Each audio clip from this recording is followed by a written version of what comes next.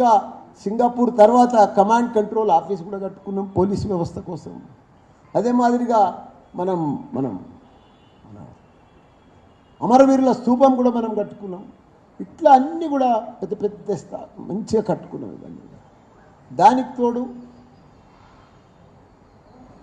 మనం ఇప్పుడు విద్య అయిపోయింది, వైద్యం అయిపోయింది, ఇప్పుడు ఐటీ రంగంలో కూడా ఒకనాడు ఐటీ సంస్థలు అంటే బెంగళూరు ఉండే. ఇప్పుడు మన కేటీఆర్ సారు దావుస్ పోయిండు, ప్రపంచ దేశాలన్నీ తిరిగి ప్రపంచంలో ఉన్న గూగుల్, ఫేస్బుక్, అమెజాన్, ఫేస్బుక్ లాంటి పెద్ద పెద్ద మల్టీనేషనల్ కంపెనీలన్నీ కూడా వాళ్ళతోటి తీసుకొచ్చి వాళ్ళ హెడ్ క్వార్టర్స్ ఆఫీసులన్నీ కూడా మన హైదరాబాద్లో తెప్పించిన ఘనత కూడా మన కేటీఆర్ గారు.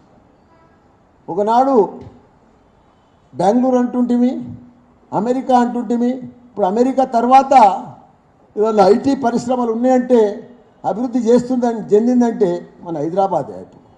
మన దగ్గర 9 లక్షల మంది ఉద్యోగాలు చేస్తున్నారు ఐటీ పరిశ్రమలో.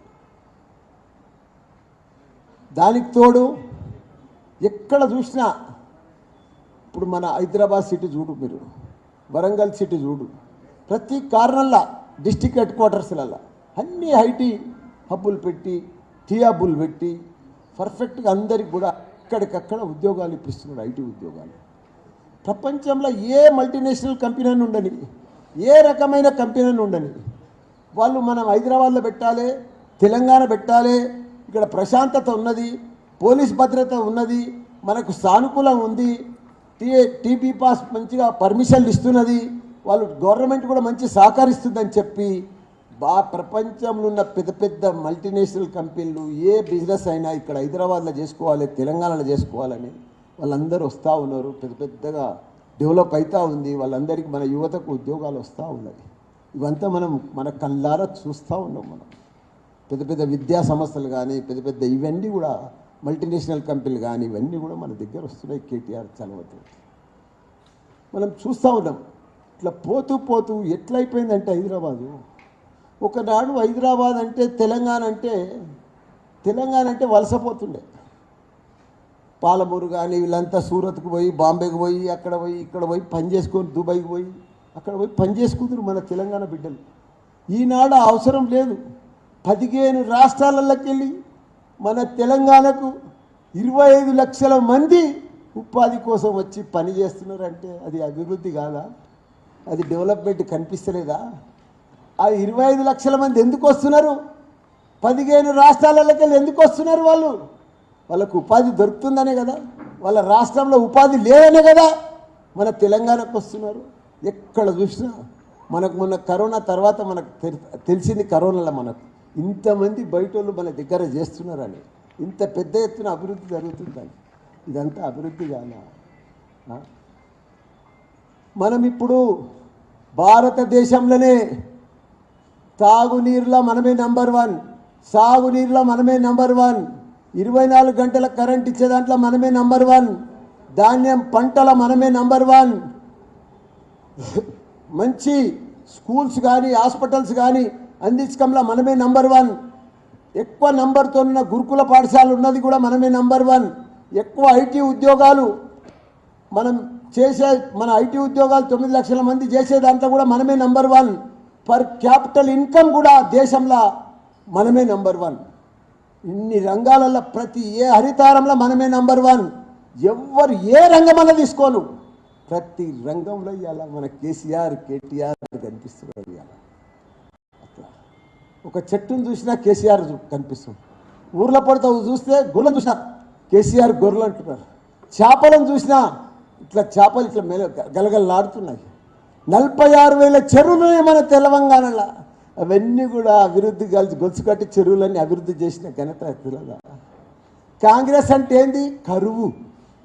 కాంగ్రెస్ అంటే ఏంది? స్కాము. కేసీఆర్ అంటే ఏంది? నీళ్ళు. కేసీఆర్ అంటే, కేసీఆర్ వచ్చినప్పటి సంది కూడా మనకి ఎక్కడ కూడా కరువు లేదు, వర్షాలకు కొదవలేదు. నేనే వానదేవునికి మొక్కిన, వానదేవుడా సాలిగా నీళ్లు చాలు నాయన మాకు ఎక్కువైపోయినాయని మేము వానదేవునికి మొక్కవలసి వచ్చింది. ఆ పరిస్థితి వచ్చింది మనకు తెలంగాణ వచ్చినాక. వీళ్ళ మొత్తం కరువే కాంగ్రెస్ అంటే.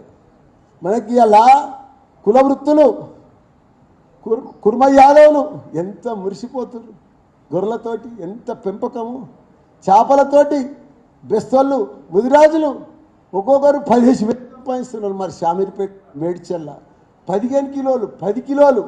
మనకు అప్పుడు అంతే పొరక చేపలు తింటుంటాం మనం.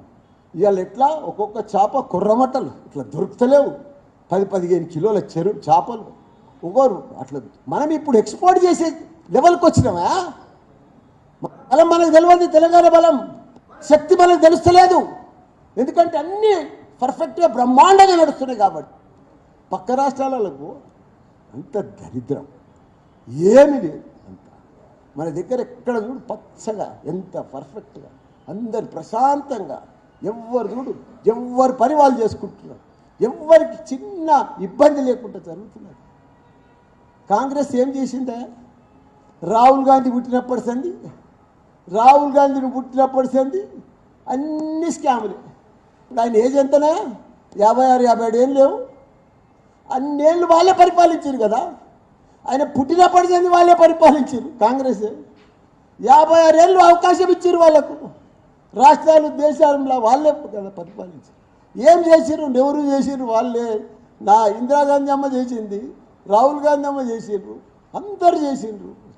కానీ ఏం అభివృద్ధి చేసిర్రు? దేశం కరెంటు ఉన్నా కానీ కరెంటు ఇవ్వలేకపోయారు, నీళ్ళు ఉన్నా కానీ నీళ్ళు ఇవ్వకపోయారు.